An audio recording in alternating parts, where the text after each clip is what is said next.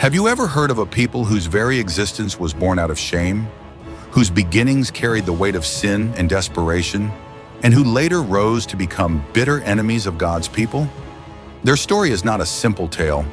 It stretches from the ashes of Sodom and Gomorrah, through choices of fear and unbelief, into centuries of wars, idolatry, and hostility, before finally ending in prophecies of judgment and silence. Today we will journey into the history of the Ammonites, the descendants of Ben-Ami, the son of Lot, whose origin was marked by desperation, whose path was paved with rebellion, and whose end was foretold long before it came to pass. This story begins in a place of desolation.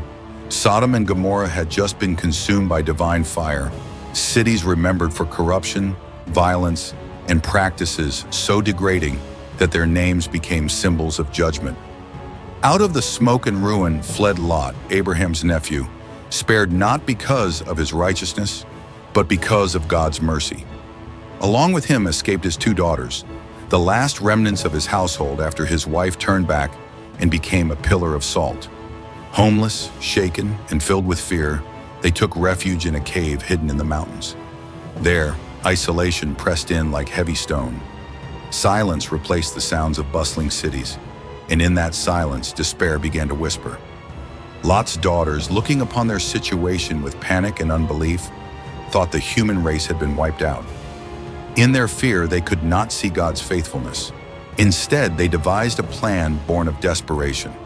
They made their father drink wine until he could no longer discern, and on separate nights, each lay with him, without his knowledge, without his awareness. From those nights of shame came two sons. The elder bore Moab, father of the Moabites. The younger bore Ben-Ami, meaning son of my people, who became the forefather of the Ammonites. From the very start, both nations were stamped with the mark of sin and despair. They were not born of faith, but of fear. And yet, in His sovereignty, God allowed them to grow, to take root, and to become nations with a role in the unfolding of history. The Ammonites settled east of the Jordan, in a land of strongholds and trade routes. Their capital, Rabbah, grew into a powerful city. The name still echoes today in modern Amman, the capital of Jordan. Strong armies, fortified cities, and strategic positions gave them influence. They were not wanderers but an established people. But instead of honoring their kinship with Israel, the descendants of Abraham, their own family, they chose hostility. The blood tie that could have led to peace and partnership became instead a forgotten memory. From the earliest days, the Ammonites showed enmity toward God's chosen people. When Israel wandered through the wilderness after leaving Egypt, God commanded them not to take Ammonite land. He had given that territory to Lot's descendants. This was divine mercy, a reminder that God does not forget His promises. Yet when Israel needed help, when they hungered and thirsted in the desert, the Ammonites offered nothing. Not bread, not water, not a single gesture of compassion. Their refusal became a symbol of their hardened hearts. From there, hostility only deepened.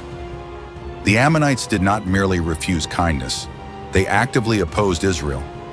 They joined Moabites and Midianites in conspiracies. They allied themselves with enemies, seeking Israel's destruction. And when alliances failed, they turned to the occult. Together with Moab, they hired Balaam, the diviner, to curse God's people. But the Lord turned every curse into a blessing. Because of this act of treachery, God declared in Deuteronomy 23 that no Ammonite or Moabite would enter His assembly for 10 generations. Their rebellion was not just political, it was spiritual. They had aligned themselves against the God of heaven. Worship defined their rebellion. The Ammonites served Milcom, also known as Moloch, a god of cruelty whose worship demanded human sacrifice. Even children burned on altars of fire. This abomination was not hidden in far-off places. Over time, its influence crept into Israel itself. Solomon, once the wisest of kings, took Ammonite wives who brought their gods into Jerusalem. In his later years, he permitted altars to Milcom to be built in the holy city. The man who built the temple of the Lord also permitted the worship of false gods in the same city. His compromise poisoned the nation, and idolatry took root so deeply that even centuries later, kings like Josiah had to destroy altars and purge the land of its corruption. The Ammonites were not just enemies at the border. Their influence struck at the heart of Israel's faith, proving that rebellion against God spreads destruction like fire, both from without and from within. Throughout the period of the Judges, the Ammonites joined Moab and Amalek to oppress Israel for 18 long years. They enslaved God's people until the Lord raised up Jephthah, an outcast made leader by God's hand, who defeated them and proved once again that the Lord delivers his people despite their weakness. Later, in the days of the kings, the Ammonites repeatedly clashed with Israel. Early in Saul's reign, they besieged Jabesh Gilead, threatening to enslave its people and gouge out their eyes in humiliation. This act of cruelty stirred Saul to action, and with God's help, Israel crushed the Ammonite army. During David's reign, the hostility continued. When David sent messengers of comfort to Hanun, king of Ammon, Hanun mocked them, shaving their beards and cutting their garments, an insult not only to the men, but to David himself. The insult led to war. The Ammonites, realizing their mistake, hired Aramean mercenaries, raising a vast army. Yet David's generals Joab and Abishai led Israel to victory. Rabbah was besieged and conquered, its crown taken, its pride broken. Once again, God showed that those who oppose his purposes only invite their own downfall. But still, the Ammonites did not learn. Even after Babylon rose to power and crushed nations across the region, the Ammonites continued in their arrogance. When Judah fell and Jerusalem burned, the Ammonites rejoiced. They mocked the suffering of God's people. For this, the prophets pronounced judgment. Ezekiel declared that they would be handed over to the people of the East, erased from history. And so it was. Over time, their strength withered. They were absorbed by other peoples, fading until their name disappeared from the records of nations.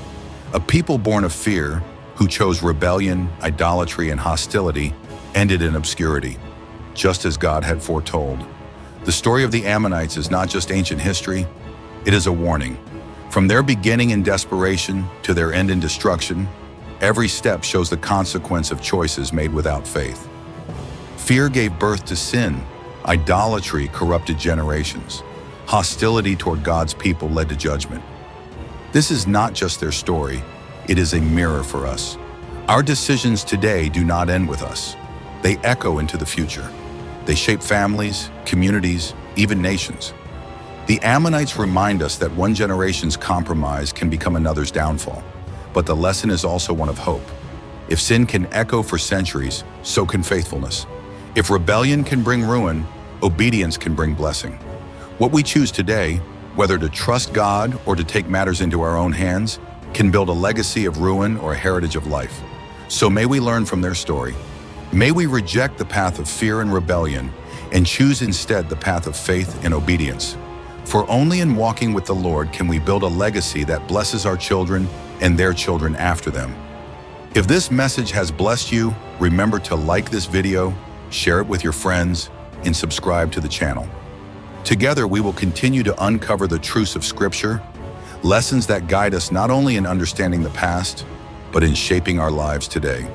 May the Lord's grace and peace be with you and your family. Until next time.